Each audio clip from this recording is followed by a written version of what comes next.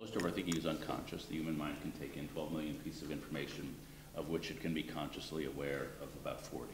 So most thinking is below awareness. And that biases us in many ways. I mentioned to John Humphreys, that he was extremely tickled by this, more tickled than anybody I've ever mentioned it to, that if people named Dennis are disproportionately likely to become dentists. People named Lawrence become lawyers, because unconsciously we bias toward things that are familiar. And so my joke was I named my daughter President of the United States Brooks for this reason. And so a lot of our thinking is unconscious, and a lot of this is peculiarities, but in terms of how we do in life, how we relate to other people, how we scan an environment, how we learn to control our impulses. Most of that is below awareness. To think in terms of character is to think in terms of, you know, adults that make informed, intelligent choices do that because they've built up these habits over their lifetime through sort of certain processes which are not always, you know, we're not always able to directly affect or control.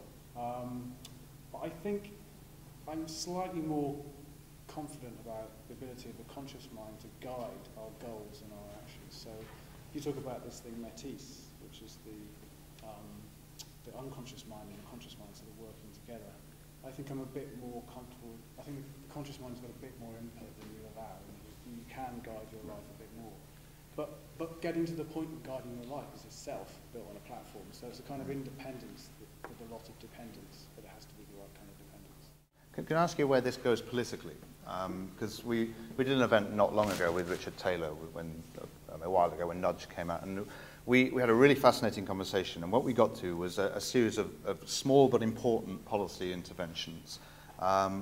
What we didn't get to was where Rousseau would have got to with his notion of human nature, which is a grand theory about what humans are like, and also a following political orientation from that. And I'm wondering where you think, if anywhere, these insights take us politically. Do they lend succor to the right, or to the left, or to both, or to neither? Well, to both. There's no end in politics. But on the right, it leads to, I think, in the direction of a big society. It leads away from the libertarian individualism, which is prevalent in the Republican Party.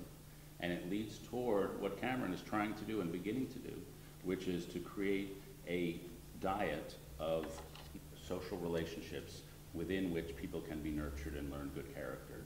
And so starting with nurse-family partnerships, going to early childhood education, schools that nurture relationships, mentoring programs, urban density programs, a whole menu of programs.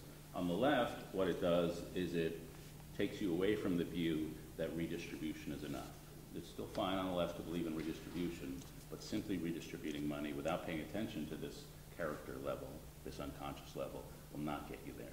And so you have to think more about those issues. And so it leads to a communitarianism of the right and a communitarianism of the left, and away from a materialism of the left and an hyper-individualism of the right. Thinking about character or human nature doesn't give you the policy. It just gives you the kind of ballpark. And then you need to go and, you know, it's trial and error. So in a way, it doesn't, we're very wary of thinking that once you get this idea of human nature or character, that you've got some kind of silver bullet to solve policy problems. You haven't, you've just got a general sort of model which is better than another.